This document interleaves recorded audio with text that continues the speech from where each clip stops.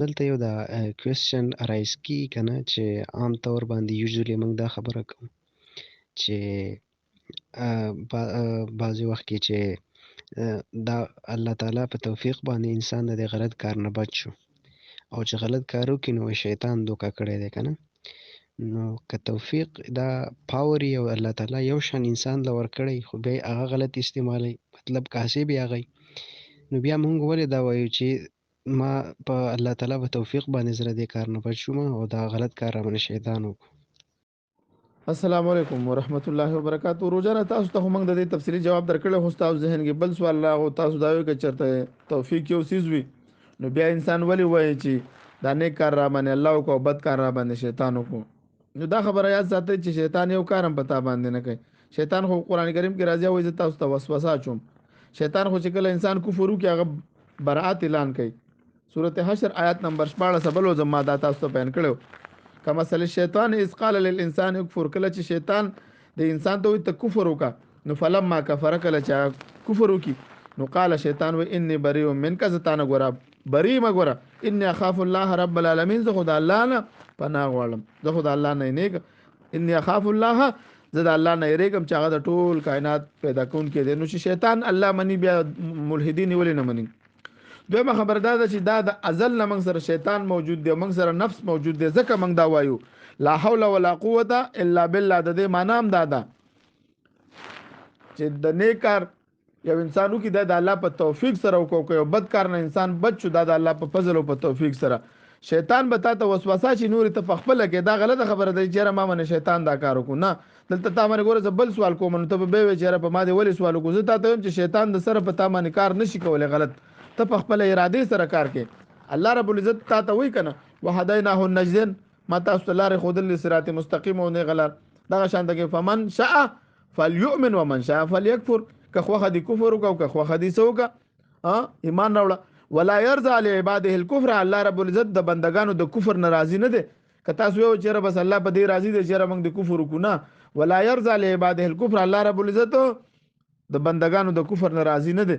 نو دا انسان سره دوه قسمه دغه دي دشمنان دي، یو چې د ظاهري دشمن دی، ظاهري دشمن نه هو به تخپل حفاظت وکي، لیکن د باطنی دشمن نه چې کم دن نه دي نو هغه نه بچ کېدل د الله په فضل او په توفیق سره بکیږي.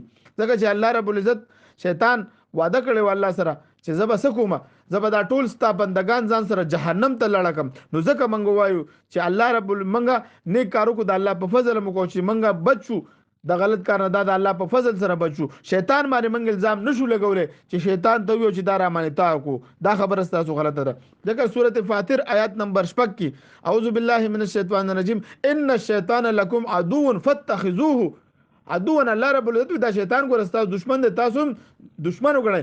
انما يدعو حزبه ليكونوا من اصحاب السعير، د خپل ډلې را بلی د دې لپاره چې تاسو دوزخیان شئ.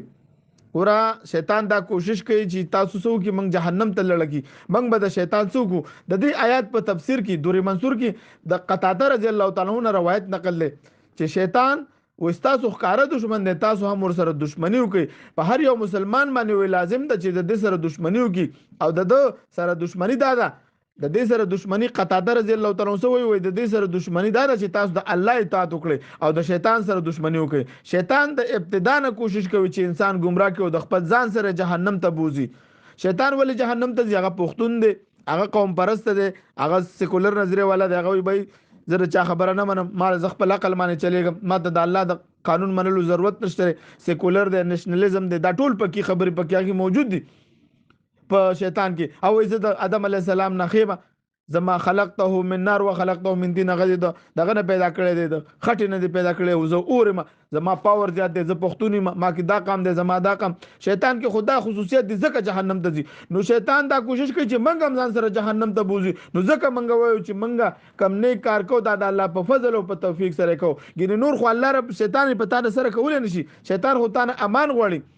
نو د الله تعالی په موږ باندې څومره احسانات دي چې زمونږ د هدایت لپاره انبیاء کرام را لېږلي دي، موږ د ژوند تیرولو اصول بیان کړي دي، د کامیابی او د ناکامۍ ټول وضاحتونه موږ ته کړي دي. نو دا یاد ساتئ الله رب العزت په قران کریم کې مکمل وضاحت کړی دی چې داسې دی شیطان زمونږ دشمن دی. نو موږ به داغه نه د شیطان څه شه دی چالونه ډیر دي. اول شیطان دا کوشش کوي چې را انسان په شک کې واچوي چې دا دنیا خود به خود پیدا شوې ده، خالق وجود نشته. نو کله چې دا د خالق د وجود نه انکار وکي نو بیا تپوس کولو والا دی وی تپوس کولو والا لازم څوک نشته. نو بیا دا د خپل خواهش مطابق ژوند دی روي، د خپل د ژوند د مقصد نه خبر نه وي چې الله تعالی. نو الله تعالی موږ د شیطان او د فریب د دوکې نه خبر کړیو او دې سره سره موږ دعاګانې هم کوو لا حول ولا قوت چې د نیک کار توفیق چې ورکی دا هم الله ورکی، او چې انسان د بد کار نه بچ کیږي دا هم د الله په فضل او په توفیق سره کیږي. بیا شیطان دویم کوشش دا کوي چې انسان کفر او الحاد کې مبتلا کی. لکه د آیات مبارک د سورۃ الجاثیه آیات نمبر 40 وقالوا ما هي الا حیاتنا الدنیا. بعض خلکو بدا ویلې وقالوا ویلې بدوی ما هي الا حیاتنا الدنیا نموت ونحیا وما يهلكنا الا الدهر. بس منغو کدا مړ کیږو کو ژوند کیږو د دهر د زمانه سره منګه پیدا کیږي. وما لهم بذلك من علم هو الله ول چې دوی سره د خبرو بالا کې س علم نشته الا يظنون مگر ګمانونه کوي یا اعتراضات کوي. نو دغه شانته کې دویم نمبر شیطان به دریم نمبر کوشش کوي چې په شرک کې مبتلا کی. ما نعبدهم الا لکه دا بت پرستونه د هندوانو چې تاسو کې چې تاسو د بوتانو عبادت ولې کوئ دی سوي ما نعبدهم الا ليقربونا الى الله زلفا. من خو د دې لپاره عبادت کوو منګه د دې بوتانو عبادت دې لپاره کوو چې موږ په الله ته ورسو. دغه شانته کې شیطان بل کوشش کوي چې انسان په منسوخ شوی دین باندې عمل وکړي. دا مختلف قسمه شیطان کوشش کوي. نو شیطان په موږ باندې یو کار نه کوي، شیطان موږ په خپل عمل سره دا کار کوو. توفیق یو چیز دی، توفیق الله موږ لره کړی که خې استعمال که بد استعمال. البته شیطان په موږ باندې کې انسان له اختیار وکړي، کس کاسب چې دی دا شیطان نه دی دا انسان دی. نو د شیطان که چرته دا په موږ باندې شیطان کولای نو به فکر چې سزا شیطان ته ملاوي ده. نو پته ولګي چې دا انسان ته سزا او جزا ملاويږي د خپل عمل ملاويږي چې دا انسان دا کاسب دی، الله خالق دی پیدا کونکي دی، او شیطان انسان چې دی دا کاسب دی. او د شیطان په دې کې دخل نشته، هغه په کې صرف تا ته وسوسه اچي او نور په کې دغه سنشته دی. واخر دعوانا الحمدلله رب العالمین.